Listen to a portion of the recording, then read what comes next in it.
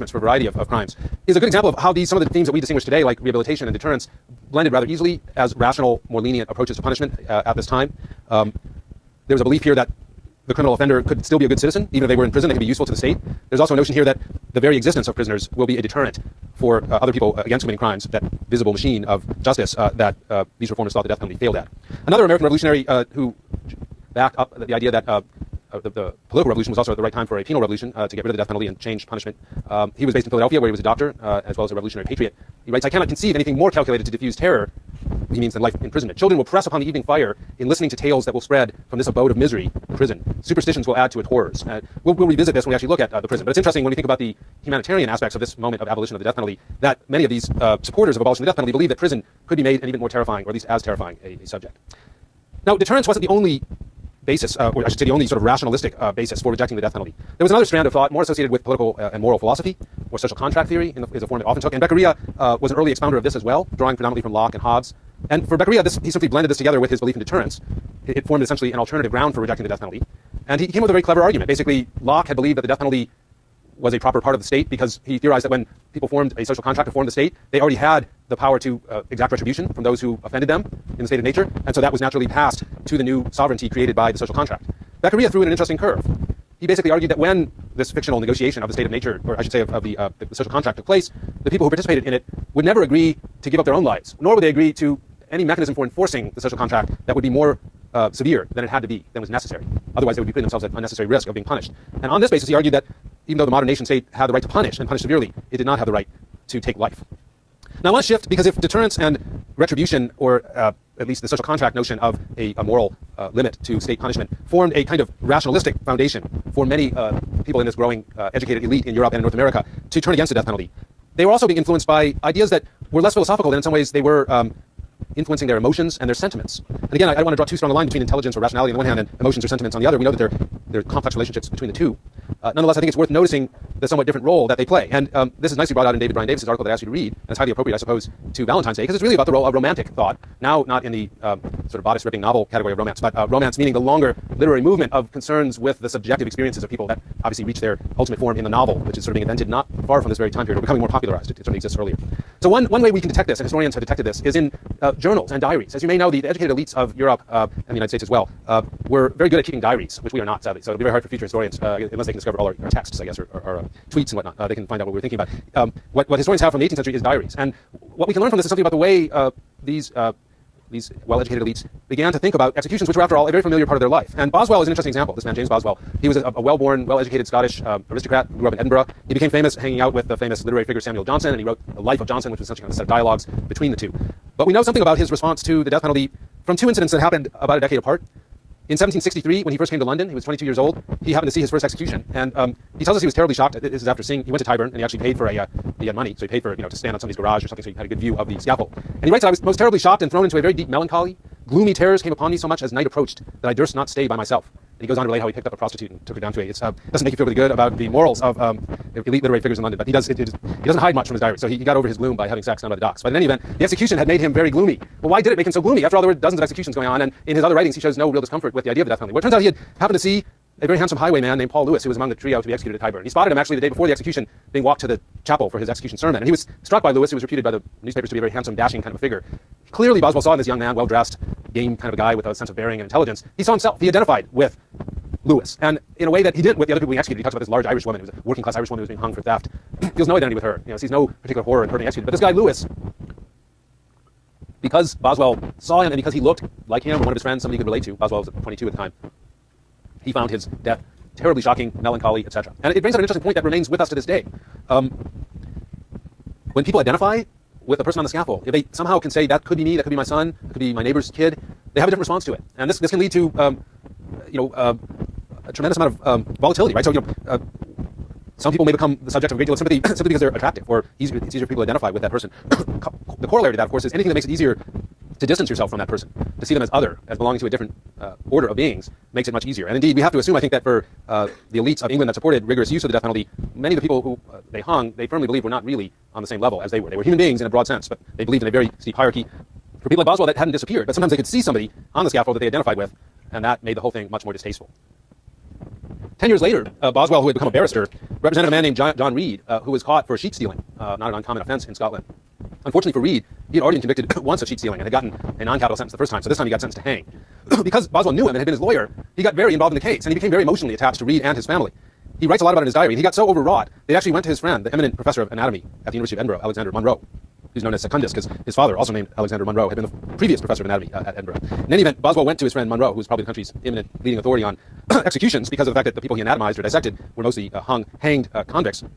Boswell went to him to find out what would be the best way to revive Reed. He was actually going to plan an attempt that I mentioned last time, sometimes people hoped for. He planned to try to revive his client after the hanging, and he actually got Munro to give him some advice, and Munro told him that the thing might be done by heat and rubbing to put the blood in motion, and he advised that the best way would be to essentially do a tracheotomy, cut a hole in the throat, and introduce a pipe so that he could breathe sort of as quickly as possible after being brought down from the gallows. Now, this plot never came off. Boswell was eventually persuaded that it was a bad idea to even mention this to Reed, because it might give him false hopes, etc., and he needed to reconcile himself to what he was facing. But I think the point I want to make here is here's Boswell, who's not politically sympathetic to the idea of getting rid of the death penalty. He doesn't feel any particular moral qualms about it. But when he gets to know individuals, when he sees the actual person being hung as a human being, as an individual, he has a whole different reaction to it, and it really begins to bother him. And that begins to open up, I think, a vulnerability that capital punishment has, at least for these sort of cosmopolitan urban elites, educated elites, who are reading novels and writing them. And the novel is really one of the great enemies of capital punishment, if you will. In fact, I would put it even more strongly, that the novel and capital punishment have a kind of symbiotic relationship, in the sense that the scene of an execution and the prospects of being executed are such a natural, dramatic topic that they evoke the very ambition of novels themselves to make you care about what's going on inside the head of an individual. Right? The art of a novelist is to get you to care what's going on in the head of these people you don't know. One way to do that is by putting them in a situation that is inherently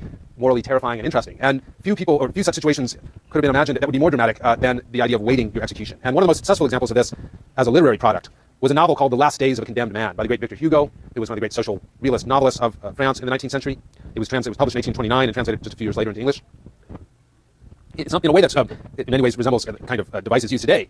Hugo's conceit in designing the book was to make it appear to be the journal of this young man awaiting his execution, and it literally sort of ends with him being sort of the pen trailing off as he's kind of dragged off to be beheaded. But much of it deals with just his daily life and experiences inside the jail awaiting his death. And Hugo writes in the introduction, he says, there are two ways of accounting for the existence of this work.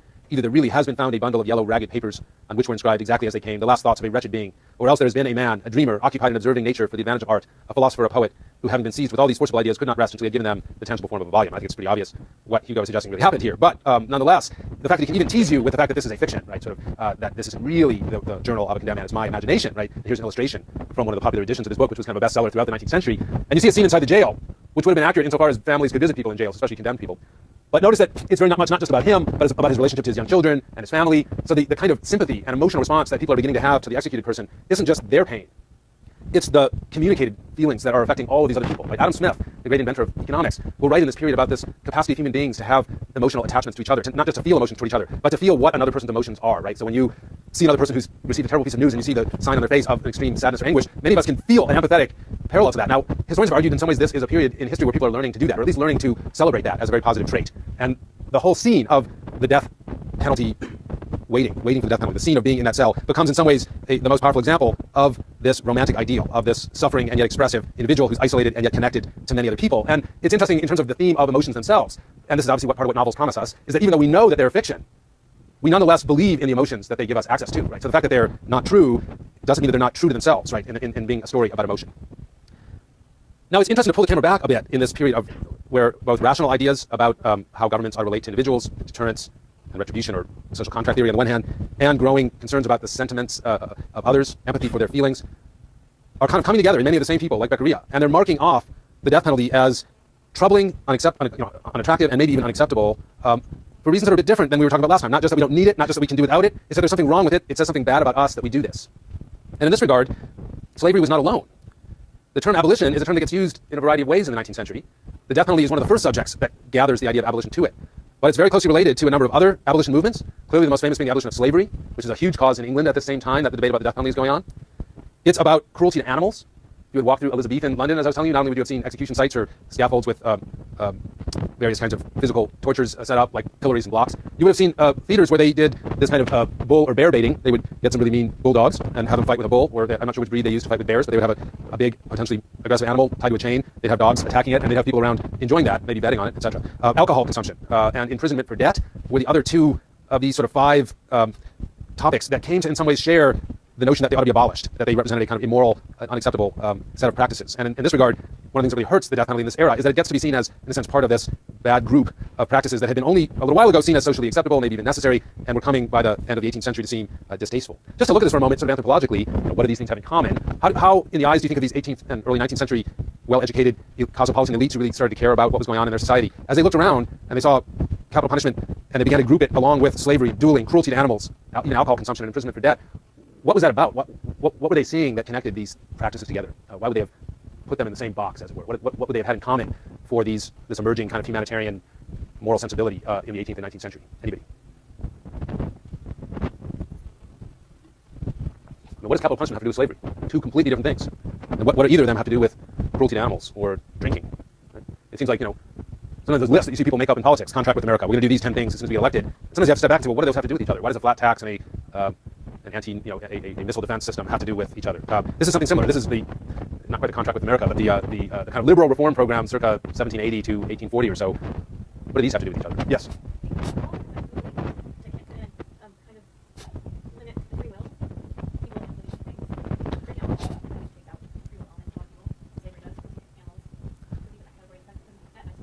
So, and again, as we'll often find when we're trying to look at things that people are putting together, there's a kind of family resemblance, and there isn't always one thing that they all have in common, but they have overlapping things, right? So the one you're pointing to here, which I think is a very apt one, is the idea that all of these share a kind of irrationalism, a kind of lack of control, like when you submit, when somebody's made a slave, when animals are fighting with each other, when people are drunk, they're not acting in a rational mode, and indeed, when you set that up as an institution, you're kind of turning people, either you're taking advantage of animals and their nature to cause a spectacle, or you're treating people like animals, and so there's a humanitarian concern. But I think part of it, as you say, is all of these are examples, in the sense that what they contrast with is a virtue that many of these people would have shared an ideal for, which is a person who's in control of themselves, who doesn't drink, who gets up early in the morning, who has appointments and gets to them. This is Ben Franklin's a manual of how to be a successful person, basically, right? A well-disciplined, morally guided, in control. And all of these things represent in some ways, not perfectly or not all exactly the same, deviations from that ideal of being sort of the rational person in control. What else what other common themes do you see here that cut across these? It's helpful to try to probe into the mindset this way.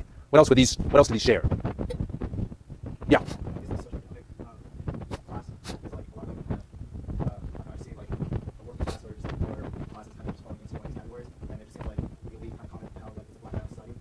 So all these, I think you're right. There's a concern here, and this is the kind of people I'm calling elite, well-educated elite reformers. Many of them, by the way, are also evangelical Christians, at least in England at this time.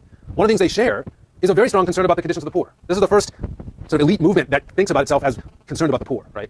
Unlike Mitt Romney, they are worried about the very poor. They want to know what's happening with those people, and they can see each of these things in its own way, not only as something that may be especially relevant to the poor, but also things that hurt the poor, right? Remember, one of the main arguments against slavery is that it hurts poor free people, right? You can't sell your labor for the right amount because they can exploit these slaves and not have to pay you free labor. Cruelty to animals is the kind of thing that poor people, these are entertainments aimed at poor people, right? That brutalize them, that encourage them to be more animal-like in their mentalities. Alcohol consumption, again, one of the primary condemnations of alcohol is that it ruined the poor. It became a painkiller for the poor who gave up their ambitions for a better life, etc. So you can see that there's some similarities. Not all of them are perfect. Obviously, imprisonment for debt was aimed heavily at the poor. So you can look at all of these, and obviously concerned that the people who ended up on the scaffold were disproportionately the poor. What else do these things share? What else do you see here that might be grouping them together?